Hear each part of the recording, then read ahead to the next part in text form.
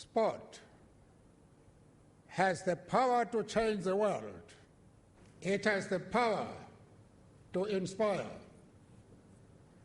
It has the power to unite people in a way that little else does.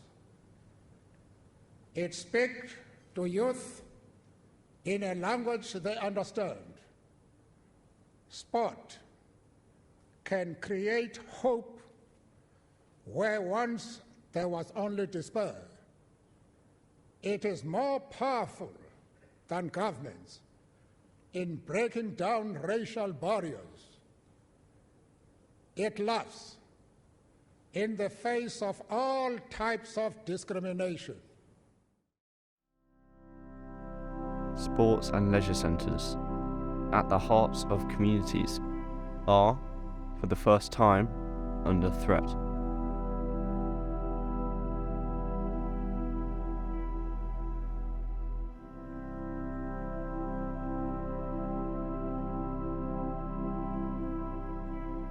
In terms of the effects that the leisure centre has on the community, if I'm honest, I can't really think of any negative ones. It is purely just positive ones. If we're talking about, our leisure centre specifically, we've got so many different sports accessible to everyone, be it at low levels of performance to high levels of performance, young to old, amateur to elite. The way I see leisure centres and swimming pools, it's a local hub. And so in this hub, there will be different ages attending for different reasons. So right now, in the leisure centre, there are swimming lessons for schools taking place. There are some adults of all ages that are just here to do their own fitness. Previously, there was an aquafit class that was taking place.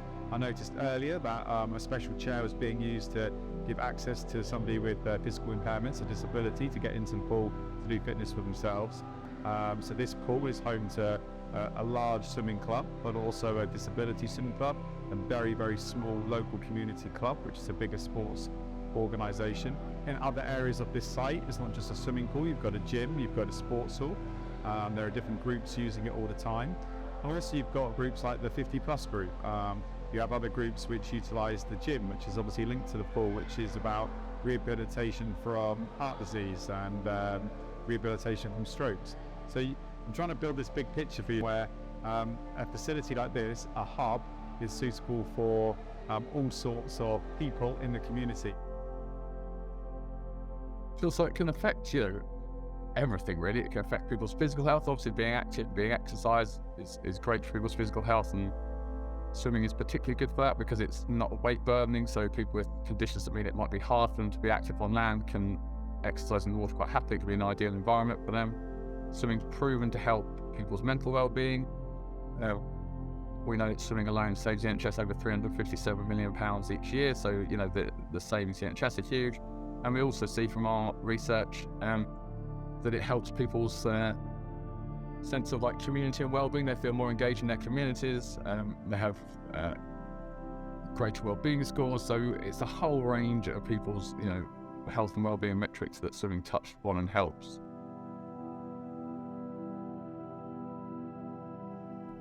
But there's always another side to the story.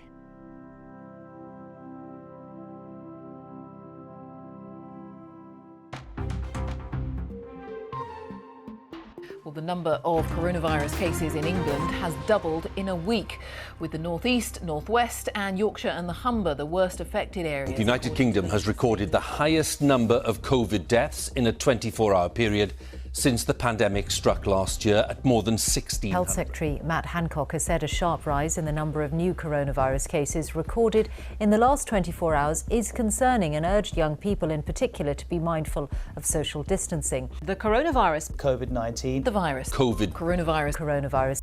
COVID was hugely challenging for swimming pools and swimming as it was for huge sections of society. It took a lot of resilience out of the sector because it used up a lot of reserves that organisations had built up, had to be used to get through the COVID period because of all the changes when pools were shut and couldn't bring money in then.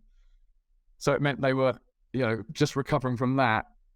And then they get hit with a second whammy, which just, came at the worst possible time. Really. So COVID, it took a whole chunk of resilience out of the sector. We had to use up some of the reserves. to deal with that problem. And then there was such a short period of recovery before the next sort of challenges and hurdles came in that it's just been that double whammy that's really, really hit pools. Whilst it was a tremendously challenging time, specifically in relation to COVID, we had a lot of help from our local authority. Our local authority was actually very, very, very, very good to us. When we lost money, and we did for a very long period of time, when we were not able to be sustainable with our income, they made sure that we didn't make a loss. And whilst that's no longer in place now, for those key critical few months coming out of the most recent lockdown in April 2021, it kept us afloat. And it meant that we didn't have to close the leisure centre.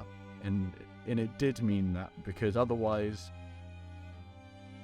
that certainly was a very significant option that was being considered by us. So we're in a very thankful position that happened.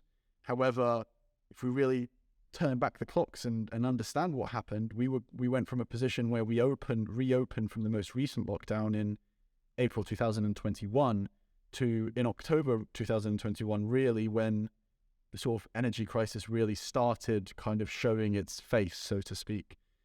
And so that's 5 months worth of operation where our energy was stable, and we went from one crisis to another. And we really had to really be as conservative as we could with all of our budgeting when it came to April 2022. And that affected people's livelihoods, going from one crisis to another. There's a lot of challenges that were faced by a lot of our members of staff who diligently stayed and performed their duties. And that was a really, really, really big challenge for us. If you're worried about rising costs, you're probably not alone. Prices are rising and wages just aren't keeping up. The cost of living in the UK is rising, and it's changing people's lives. The increase is largely down to the surge in energy prices because of the war in Ukraine. In terms of the rising cost of energy, it's hit us really hard. From when it started, roughly in about October, November 2021, within about a 4-month period, our energy costs tripled. And so, yeah, that's very significant. And so for us, it's had an absolutely amazingly intense impact on us, and not in a positive sense at all, because we've had to make some quite drastic changes. The biggest ones, we did have to reduce temperatures in swimming pools. I mean, not drastically, we're still within guideline levels, but, by a degree, which is, it's quite significant. Along with standard operating times for gym air conditioning, that's been reduced. So we've not been able to operate and offer the level of service that we really want and need to be able to offer, especially in a gym environment, for example. Really, things like lighting. If a specific area is not being used in a certain time of the day, we just had to make sure that area is locked and people don't go in it. So, those lights are kept off, and we physically had to do that. Some really simple strategies that we have used have, for us, made a very, very, very big impact. But ultimately, we've then also had to make the ultimate impact, which is to reduce hours. I am concerned. I actually looked at some stats earlier, which would be quite interesting for you. Back in 2001, there were 1,500 swimming clubs in the UK. And as of today, there are 960 swimming clubs. Okay, that's from Swimming England's own data on their website. So it gives you an idea of how in effectively 20 years, the number of clubs in the UK has reduced by a third. Okay, well now, while some of that might have been positive, i.e. smaller clubs merging to create bigger, more inclusive environments, that's obviously a good thing, but others may have closed because they just either can't financially operate or their facility has closed.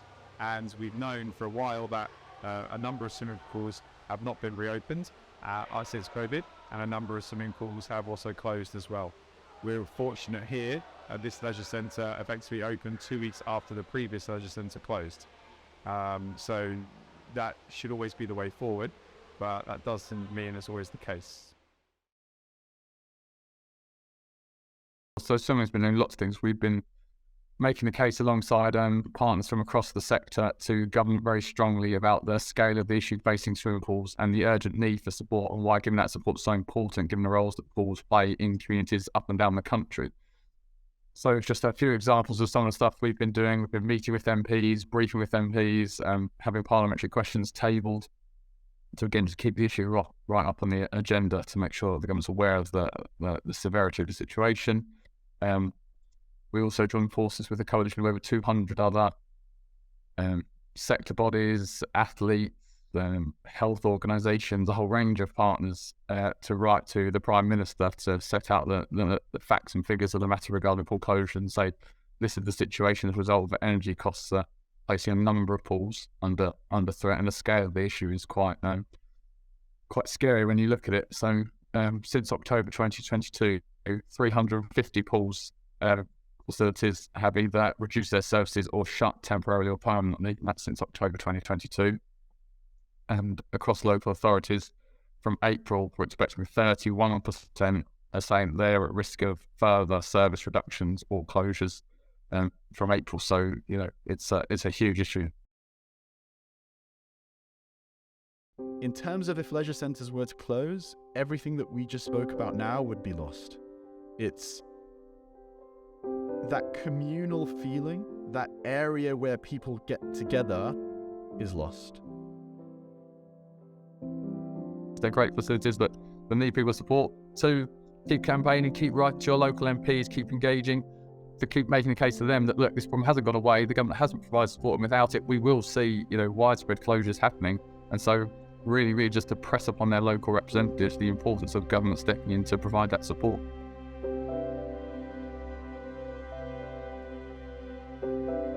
We're not looking for any handouts from anyone, certainly not, that's not what we want. We just want to be able to deliver the amazing service we know we can. And if people are using those facilities, that's all we can ask for. It's not a charity, it's not just, as I say, a handout, it's a business. And if people understand that we are here to help them, we're here to allow them to achieve their fitness goals, we're here to allow them to socially engage with the community, and all we want is positivity for them, then come in and use it, because that's the one biggest thing that we can ask from people. We will try to deliver the best service we can, and be a little bit more understanding that these are the current situations at hand, and just come in and use it, and we will try our best.